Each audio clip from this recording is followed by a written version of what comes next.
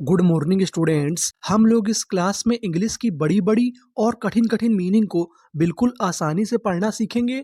और सबसे खास बात, इस क्लास में मैं आपको एक एक अक्षर को पढ़ने का तरीका बताऊंगा और साथ में कठिन शब्दों को, जो हमारी पढ़ने वाली ट्रिक होती है, मैं आपको उसको भी सिखाऊंगा। तो चलिए फिर हम लोग करते हैं शुरुआत। देखिए, जो हमारी पहली मीनिंग है एन, इसे क्या पढ़ेंगे? N T I T, N T. Q U A, आपको गौर करना है क्यू यू ए पर। अगर आपको बीच में क्यू यू ए इंग्लिश के लिखा मिले तो हम लोग क्यू यू ए को पढ़ते हैं क्वे। क्या पढ़ते हैं? Que. T E D, ted. तो हमारी पूरी मीनिंग क्या बनी? N T quated, antiquated, antiquated. Antiquated का मतलब होता है प्राचीन, प्राचीन का मतलब बहुत पहले की। तो हमारी पूरी मीनिंग क्या बनी? एंटीक्वेटेड यानी प्राचीन। आगे चलते हैं। अब आपको यहाँ पे गौर करना है डबल पी और डबल एल पर। इंग्लिश का एक रूल होता है, अगर आपको किसी भी मीनिंग में कोई अक्षर दो बार लिखा मिले तो हम लोग उसका उच्चारण एक बार करते हैं। कहने का मतलब यहाँ पे पी और एल दो बार लिखा है, लेकिन कितनी बार पढ़ेंगे हम उसे? एक बार। तो हमारी मीनिंग क्या बनी? ए, इसे क्या पढ़ेंगे? ए। पी दो बार लिखा है, कितनी बार पढ़ना है? एक बार। और आगे ई है, ए पे। एल दो बार है, कितनी बार पढ़ना है? एक बार। और आगे लिखा है ए। जो हमारा ए होता है वो इंग्लिश में ज्यादातर एक ही मात्रा का काम करता है। तो इतनी मीनिंग हमारी क्या बनी? ए पे ले, T I O N. T I O N को हम लोग इंग्लिश में पढ़ते शन, यानी आपको इंग्लिश में कहीं पर टी आई ओ एन लिखा मिले तो आपको क्या पढ़ना है? शन। तो हमारी पूरी मीनिंग क्या बनी? ए पे ले शन, एपेलेशन, एपेलेशन। एपेलेशन का मतलब होता है पदवी। क्या होता है? पदवी। तो पूरी मीनिंग क्या बनी? एपेलेशन, एपेलेशन। आगे चलते हैं, आगे वाली मीनिंग को पढ़ते हैं। सी आर ई, इसे क्या पढ़ेंगे? क्रे।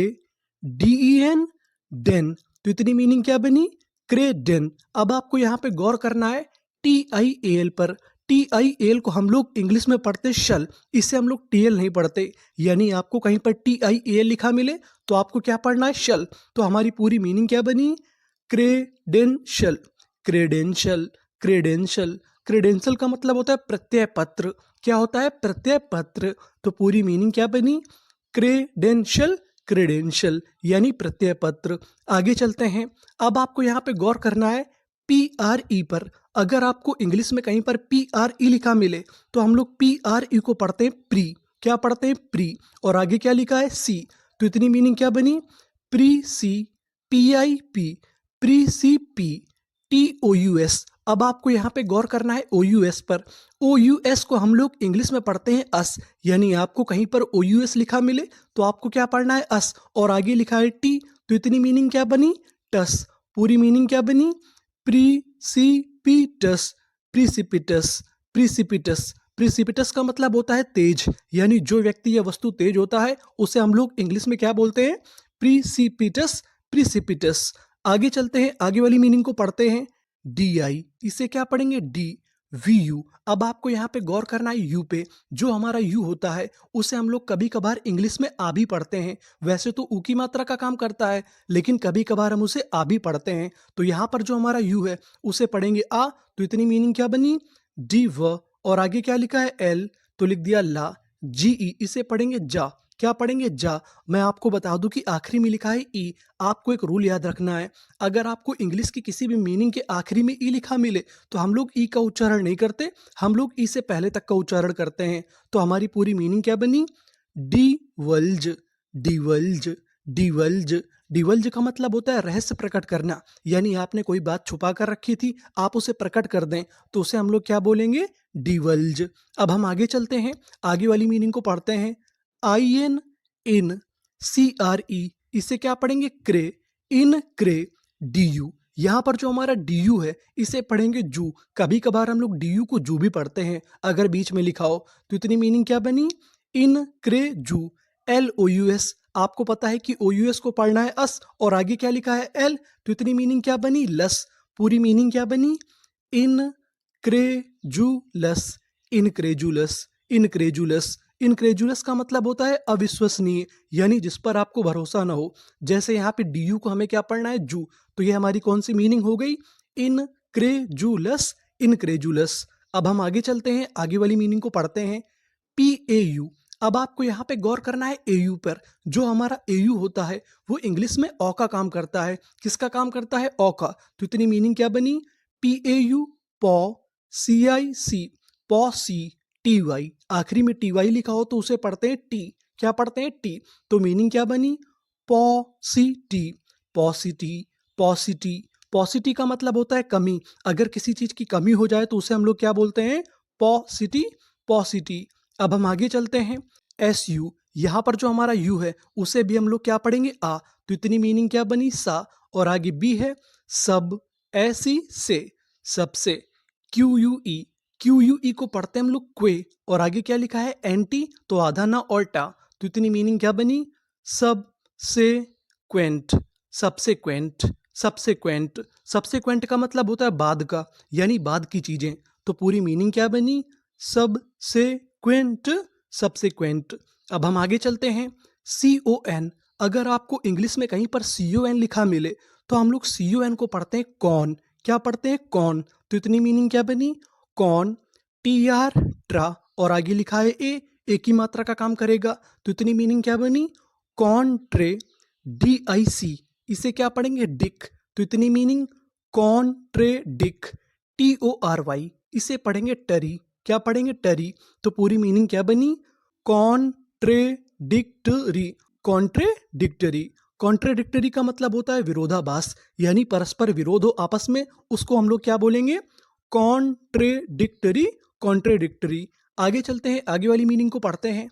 आई एम, इम, पीई, पे, इम पे, टी यू। अगर आपको इंग्लिश में कहीं पर टी यू ओ यू एस लिखा मिले तो हम लोग टी यू ओ यू एस को पढ़ते हैं चूअस। क्या पढ़ते हैं? चूअस। ये हमारा महत्वपूर्ण कीवर्ड है। तो इतनी मीनिंग क्या बनी? इम पे चूअस, इम्पेचुअस, इम्पेचुअस। इम्पेचुअस का मतलब होता है जल्दबाजी, यानी कोई व्यक्ति जल्दबाज हो उसे हम लोग क्या बोलते हैं? Impetuous, impetuous. आगे चलते हैं, आगे वाली मीनिंग को पढ़ते हैं। अब आपको यहाँ पे गौर करना है पी आर ओ पर। पी आर ओ को हम लोग इंग्लिश में पढ़ते हैं प्रो। क्या पढ़ते हैं? प्रो। इसे हम लोग प्रो नहीं पढ़ते। तो इतनी मीनिंग क्या बनी? Pro, V E double S, वेस। पूरी मीनिंग क्या बनी?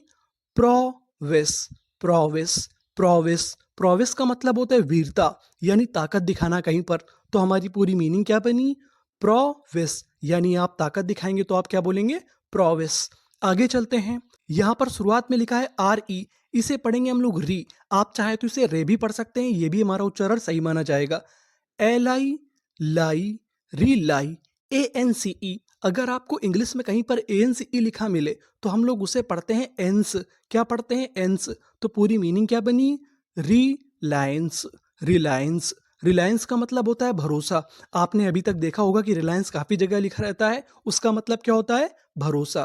तो पूरी मीनिंग क्या बनी? रिलायंस, रिलायंस। आगे चलते हैं, आगे वाली मीनिंग को पढ़ते हैं। आर ई, यहां पर जो हमारा आर ई है इसे पढ़ेंगे रे। क्या पढ़ेंगे? रे, एस आई जी। कभी कभार हम लोग एस को जा भी पढ़ते हैं। क्या पढ़ते हैं? जा। तो इतनी मीनिंग क्या बनी? रे जी, एल आई ली, रे जी ली, ई एन सी ई, इसे भी क्या पढ़ते हैं? एंस। तो पूरी मीनिंग क्या बनी? रे जी ली एंस, रेजिलियंस, रेजिलियंस। रिलीजियंस का मतलब होता है लचीलापन। क्या होता है? लचीलापन। तो पूरी मीनिंग क्या बनी? Resilience, resilience. अब हम आगे चलते हैं।